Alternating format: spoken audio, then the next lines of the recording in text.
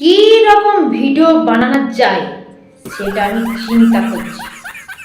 কারণ এমন ভিডিও বানাবো না, ফেসবুকে যখন ভিডিও পোস্ট করব সেই ভিডিও দেখে সবাই যেন চমকে ওঠে, যে আমি ওই ভিডিও দেখে যেন ভাইরাল হয়ে যায়।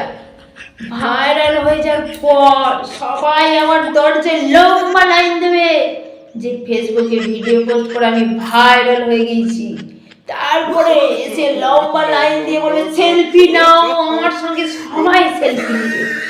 তারপরে এক ধার থেকে বলবে অটোগ্রাফ দাও, অটোগ্রাফ দেবে।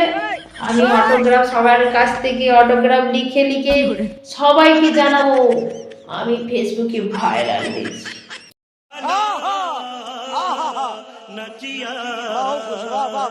তার জন্য আমি চিন্তা করছি কি রকম ভিডিও দেওয়া যায়।